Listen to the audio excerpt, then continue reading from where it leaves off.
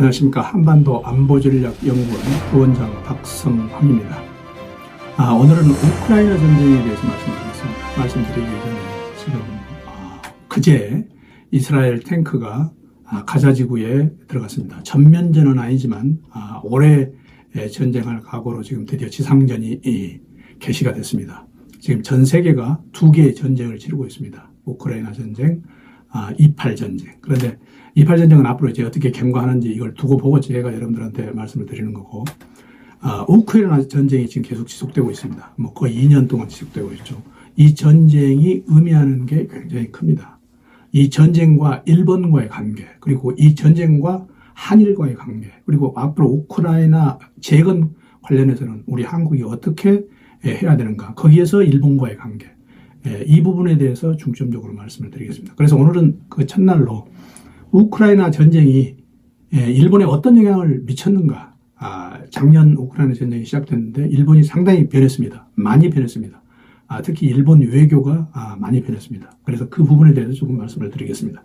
우선 우크라이나 전쟁의 의미는 여러분들도 잘 아시겠죠. 작년 2월 달에 시작됐으니까 거의 2년이 다 됐죠. 지금 돈바스 지역에서 서서히 확대돼 가지고 그 돈바스 지역 밑에까지 지금 확대가 되고 있는데, 매크롱 프랑스 대통령은 이 우크라이나 전쟁이 유럽사의 대전환을 이룰 것이다, 이렇게 예언을 했는데 그게 사실 지금 맞아가는 것 같습니다. 2차 대전 이후에 유럽에서 일어난 최대 무력 침공 사건이죠. 그런데 이 전쟁은 근본적으로는 몇 가지가 있습니다. 그 원인은 이게 민족주의의 대표인 푸틴의 민족주의적 야심이 드디어 나오는 거고, 물론 이제 러시아의 남하 정책도 있습니다만, 그리고 지금까지 유럽이 안보 질서를 구축하고 있는 그 노력이 지금 좌절되는 그런 모습의 두 가지 양상도 지금 보이고 있습니다. 그런데 우리는 이제 우크라이나 전쟁은 여러분들이 더 저보다 잘 아실 거고, 문제는 우크라이나 전쟁이 이웃 일본에 어떤 영향을 미치는가이죠. 그런데 우크라이나 전쟁이 일본 외교에 엄청난 지금 변화를 주고 있습니다. 과거 일본 외교는 이렇습니다. 일본 외교의 기조는 2차 대전 이후의 기조는 군사는 미일 동맹으로 의존을 하고 경제에 집중을 한다. 그러니까 2차 대전 이후에 폐허된 일본의 경제를 부흥시키고 계속 일본이 경제 국가로 나간다는데 일본 외교에 중점이 있었습니다. 그러니까 군사력에 쏟을 힘을 미국에 의존을 하면서 자기네들은 경제에만 집중을 하겠다. 이런 게 이제 일본의 실리 외교 중에 하나인데, 그 대표적인 게 뭐냐면은 평화헌법을 내세우면서 중국과 교섭을 하고 러시아와 교섭을 하고, 그리고 북한하고도 마찬가지입니다. 우리 한반도에 있어서 한국과 북한에 대해서 등거리 외교를 지금까지 계속 해왔던 거죠. 일본이 미일 동맹 하에서도. 이게 바로 일본의 전형적인 실리 외교입니다. 일본은 평화헌법을, 우리는 평화국가이기 때문에 앞으로 여러 가지 동맹이나 제약 없이 일본은 나갈 길을 하겠다는 게 지금까지 일본의 한 10년 전까지의 외교의 기본 방향이었습니다. 그런데 일본이 이번 우크라이나 전쟁으로 인식이 조금 바뀌고 있다는 걸 우리가 느낄 수 있죠. 이번에 일본은 무력 행사 금지, 법의 지배, 인권 존중을 토대로 한 자유국제 질서, 이걸 내세우면서 우크라이나 전쟁에서 비난을 했습니다. 이게 이제 냉전 이후 세계 질서를 위협하는 행위로 간주했습니다. 과거, 한 10년 전, 10년은 안 되지만, 7, 8년 전에 러시아가 크리미아 반도를 침략했을 때는 일본은 이런 비난을 하지 않았습니다. 가장 구체적인 일본의 공식 발표로서는 어떤 걸 들 수 있냐면은 2020년 작년 7월에 작년 외무대신인 하야시 요시마사 외무대신이 어떤 얘기를 했냐면은, 법의 지배에 의한 질서이냐 아니면 노골적인 힘의 지배인가, 이런 선택 기로에 있다. 거기서 일본은 바로 이런 우크라이나 전쟁을 비난한다. 이런 식으로 우크라이나 전쟁에 대해서 분명히 일본의 입장을 밝힌 거죠. 자, 그런 일본의 입장이 사실 여러 가지 일본의 공식 문서에 나옵니다. 외교 청서에 특히 이제 이런 게 나오는 거고, 이런 게 이제 일본 전체적으로 일본 외교가 바뀌었다. 이걸 우리가 실감을 할 수 있습니다. 그런데 일본 외교가 바뀐 가장 근본적인 이유 중에 하나가 이번 우크라이나 전쟁으로 온 원인 중에 하나가 바로 러시아의 핵무기 사용 가능성 언급입니다. 작년 9월에 푸틴이 러시아가 어떨 경우 핵무기 사용을 할 수 있다는 걸 암시를 했습니다. 그러니까 왜 러시아가 핵무기 사용할 수 있느냐? 그건 바로 미국과 나토가 직접적인 군사 개입을 할 가능성이 있다. 그리고 또 이 전쟁을 러시아한테 유리하게 끝내기 위해서는 핵무기밖에 방법이 없다. 이럴 경우에는 핵무기를 사용할 수 있다고 얘기를 했습니다. 그런데 여러분들도 잘 아시겠지만 일본은 핵무기에 대해서 굉장히 센서티브한 국가입니다.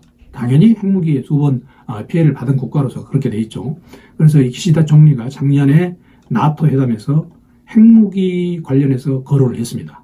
거론을 하면서 만약에 이런 핵무기 관련해서 러시아가 이럴 경우에 러시아뿐만 아니고 지금 우크라이나에 한정된 게 아니고 이와 같은 핵무기 사용이 다른 나라에 또 전염이 될 수 있다. 그래서 이 핵개발 동기를 강화할 수 있다는 이런 측면에서 일본이 센서티브하게 반응한 거죠. 자, 핵무기가 첫째 그 원인이 되고 두 번째는 뭐가 되냐면은 인도 태평양 지역에도 영향이 있다는 거죠. 왜? 러시아가 우크라이나를 침공해서 쉽게 말해서 힘에 의한 현상 변화가 일어날 경우에 이런 게 다시 다른 전 세계적으로 전파가 돼서 아시아 태평양에서도 중국이 대만을 침략할 수 있다. 이렇게 일본은 판단을 한 겁니다. 그래서 기시다 총리가 바로 이게 캐피캣 효과, 그러니까 모방 범죄라는 거죠. 이게 우리 범죄학에서 보면 모방 범죄가 국제사회에서도 이런 식으로 모방을 해가지고 다른 나라에서도 전염될 수 있어서 바로 대만 사태로 확대될 수 있다. 이렇게 일본은 분석을 한 겁니다. 일본이 분석한 그 이유 중에 하나는 뭐냐면은 만약에 러시아군이 우크라이나 전쟁에서 고전을 하고 경제 제재가 상당히 심해져서 러시아가 어렵게 되면은 중국은 이걸 모방 범죄를 할 수 없게 되지만 만약에 러시아가 우크라이나를 자기 마음대로 침략을 하고 러시아가 유리하게 판이 전개될 경우에 중국도 똑같은 모방 범죄를 할 수 있다. 이렇게 예상을 한 겁니다. 그건 다름 아닌 바로 대만에서 170km밖에 떨어져 있지 않은 지역에 일본의 지금 열공토라고 주장하는 센카쿠 열도가 있죠. 센카쿠 열도를 두고 중국과 일본이 계속적으로 지금 충돌을 하고 있고 늘 중국의 함성, 어선들이 센카쿠 열도에서 지금 거의 그 근방을 왔다 갔다 하고 있는 그런 국제적인 상황입니다. 그래서 이런 문제 때문에 일본이 우크라이나 전쟁을 다른 국가하고 전혀 다르게 자기네의 외교 관계의 최고의 현안으로 놓고 지금 중요시하고 있는 거죠. 그래서 이제 이게 만약에 일본이 대만 문제를 분석할 경우에 이 전쟁이 장기화되고 또 이 우크라이나를 도우는 자유우방의 어떤 결속의 누순한 면이 보이면은 중국도 똑같이 대만을 침공을 할 거다.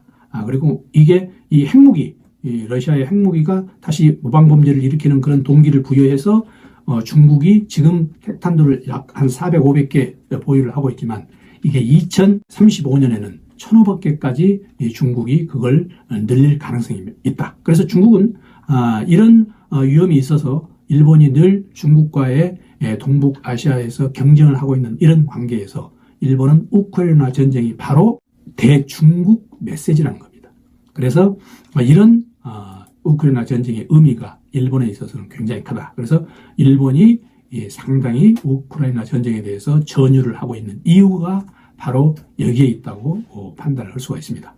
그래서 일본은 이번에 국가 안보 전략서에 권위주의 국가, 지금 보통 전 지구를 지금 두 개로 양분을 하면 하나는 자유민주주의 국가고 또 하나는 권위주의 국가로 양분을 합니다. 권위주의 국가는 과거 사회주의 국가, 소련, 러시아, 그리고 중국, 북한, 쿠바 이런 나라를 우리가 보통 권위주의 국가라고 하죠.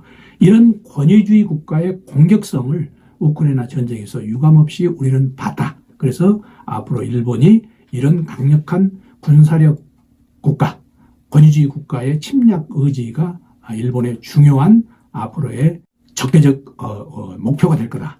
이렇게 일본이 이미 얘기를 하고 있습니다. 그래서 일본은 올해 우크라이나 침략이 있던 2월 달 이후에 작년 12월에 카기에서 어떤 결정을 했냐면은 앞으로 일본의 방위력을 지금 현재는 GDP의 1%지만 2% 수준까지 증대한다는 겁니다. 그러면은 지금 방위비가 20조엔 정도인데 앞으로 40조엔으로 늘리죠. 이렇게 방위비가 40조엔으로 되면은 일본은 2027년, 그러니까 이 5개년 계획이 끝나는 2027년에는 세계 3위의 방위국 지출국이 됩니다. 그래서 중국이 힘에 의한 현상병폐를 시도하지 못하는 일본의 나름대로 방위력을 강화한다는 내용이죠. 그래서 제가 여러분들께 우크라이나 전쟁이 의외로 일본한테 굉장한 임팩트를 줬다는 내용을 가지고 여러분들한테 말씀드렸습니다. 다음 유튜브에서는 여러분들한테 우크라이나 전쟁이 한일 관계를 변화시켰다. 어떻게 변화시켰는가 그 부분에 대해서 설명을 드리고자 합니다. 시청해 주셔서 감사합니다.